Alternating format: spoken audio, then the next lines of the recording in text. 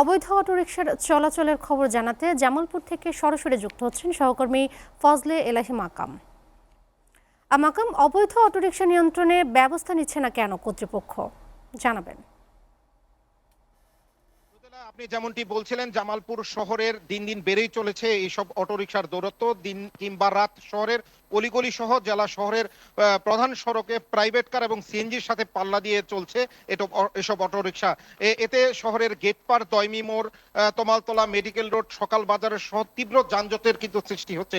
এতে দুর্ভোগে রয়েছে জামালপুরের পৌরবাসী।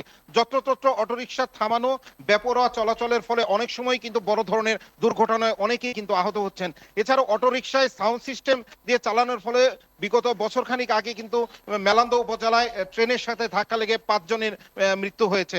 আপনাকে যদি একটু জানিয়ে রাখি যে জামালপুর জেলায় এ পর্যন্ত পৌরসভা থেকে 4061টি অটোরিকশার লাইসেন্স এবং 3700টি ব্যাটারি চালিত রিকশার লাইসেন্স দেওয়া হয়েছে। তার জন্য বিপরীতে নেওয়া হয়েছে পৌর কর্তৃপক্ষ থেকে রিক্সা চালকদের কাছ থেকে 3000 টাকা করে। কিন্তু জনশ্রুতি যেটা আছে সেটা প্রতিটি লাইসেন্সের বিপরীতে 30 থেকে 35,000 টাকা কিন্তু এইসব লাইসেন্স বিক্রি করা হয়েছে। তবে এই জন্য আসলে সবচেয়ে বড় যে সমস্যাটা হয়েছে যে জামালপুর শহরের আদার্স যে সদরের এলাকা রয়েছে সেখান থেকেও প্রায় 10 থেকে 12,000 অটো রিক্সা প্রতিদিন এই শহরে ঢুকে পড়ার জন্য কিন্তু তীব্র এই যানজটের সৃষ্টি হচ্ছে। প্রশাসন এই বিষয়ে অনেকটাই হেয়ালি রয়েছে বলে জানিয়েছেন যারা ভুক্তভোগী।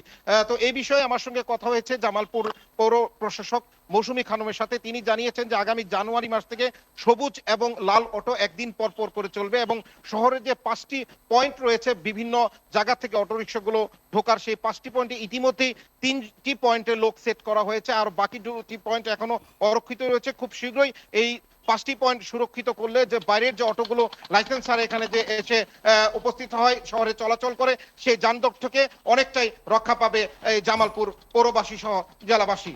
রোদেলা, জামালপুরের অটোরিকশার দুর্ভোগ নিয়ে সর্বশেষ এই তথ্য ছিল আমার কাছে।